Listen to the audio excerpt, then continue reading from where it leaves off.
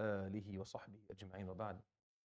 يروي الإمام أحمد في مسنده بسند صحيح عن أبي هريرة أو أبي سعيد شك الأعمش رضي الله عنهما أن رسول الله صلى الله عليه وسلم قال, the hadith tonight, collection of Imam Ahmad, authentic chain of narration, and الأعمش رضي الله عنه, one of the tabi'een, was not sure whether Abu Hurairah or Abu Sa'id actually narrated the hadith, so it's actually, that's the wording of it, and the collection of Imam Ahmad doesn't take away from the authenticity of the hadith, because he's, whenever the, this is an issue of obviously mustalah, it's not really the point of this Khaterah, but whenever the tabi'i doesn't point out the person who told them the hadith, so they just jump to the Prophet alayhi salatu, it's called hadith mursal.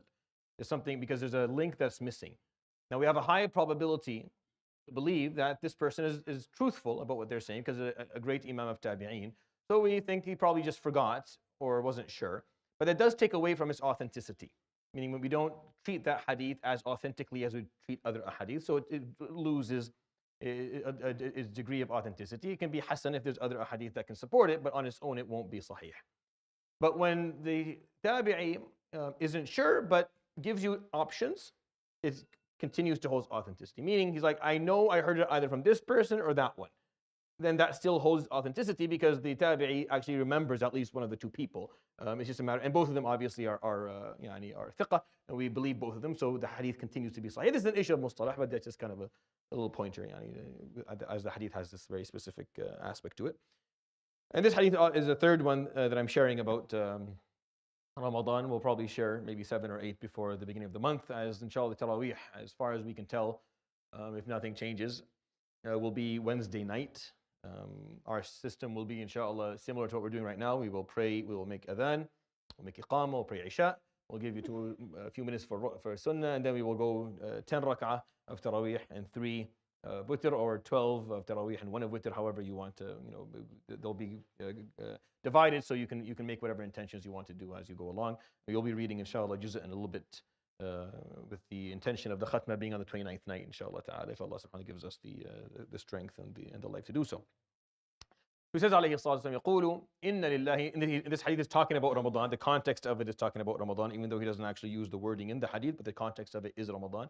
He would say, alayhi salatu wasalam, inna lillahi عتقاء في كل يوم وليلة لكل عبد منهم دعوة مستجابة. So you say, alayhi salatu wasalam, indeed Allah, for every day and every night within Ramadan, there are people who are going to be granted the gift of freedom of punishment, of عتق من النار. What's important to know about this concept of عتق من النار, it only exists in 2 spots within our deen. Like, it's only talked about in 2 contexts: the day of Arafah and Ramadan. That's it. You don't find the Prophet ﷺ talking about this outside of those 2 days or those 2 periods. The day of Arafah, which is obviously the best day of the year, but then in Ramadan. Outside of those 2, we don't hear about it. So it's a very specific thing, it's context specific, and it's offered within certain periods of time. That's why it's important to acknowledge, because Ramadan brings the possibility of you being stamped as someone who would never be punished, never be subjected to Jahannam. You won't hear it, you won't see it, you won't smell it, you won't be there when it's paraded. You're not a part of it. You don't even know that, you're not aware of its existence altogether aside from your belief in it today.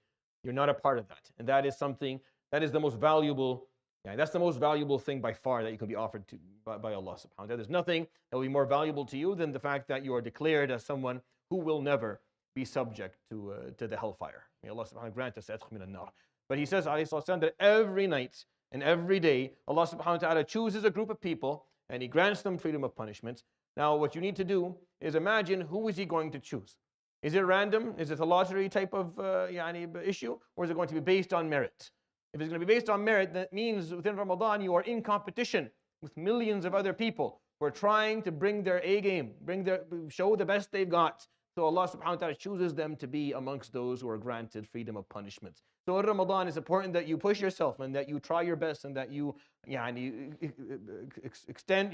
stretch your limits as much as possible to show Allah subhanahu wa ta'ala your seriousness, your commitment, and your desire in what He has, which is the ability and the gift of freedom of punishment. And he would add alayhi salatu wasalam to that. He would say, لِكُلِّ عَبْدٍ مِّنْهُمْ دعوة مستجابة. Every servant amongst them who he offers subhanahu wa ta'ala freedom of punishment is given a free dua.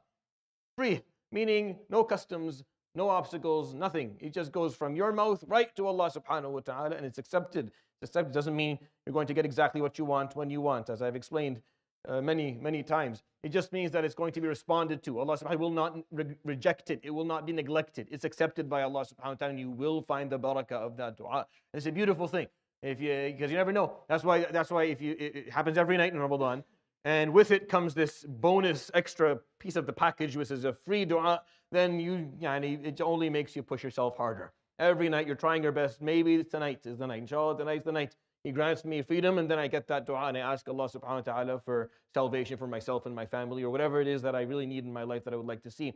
So, and that's the beauty of Ramadan, because it gives you that, you're always looking forward to it every single night, because you don't know, there's no one, you don't get a text message saying that you're chosen tonight or anything. It's just, there's no way to know. So you just have to continue to commit yourself to 30 nights. That's why people at the end of Ramadan are sad, because they don't know. They don't know if this is something they were granted or not, and then they hope, inshallah, we live to the next Ramadan. So I try harder, because maybe I didn't try hard enough this year. I wasn't amongst them. May Allah subhanahu wa ta'ala make us amongst them this year. أجمعين. يروي الإمام أحمد في مسنده بسند صحيح عن أبي هريرة أو أبي سعيد الخدري رضي الله عنهما شك الأعمش قال رسول الله صلى الله عليه وآله وصحبه وسلم إن لله عتقاء من النار كل يوم وليلة لكل عبد منهم دعوة مستجابة. صدق رسول الله صلى الله عليه وآله وسلم. سبحانك اللهم وبحمدك أشهد أن لا إله إلا أنت أستغفرك وأتوب إليك. وصلى الله وسلم وبارك على نبينا محمد وعلى آله وصحبه أجمعين. جزاكم الله خيرا. بارك الله فيكم.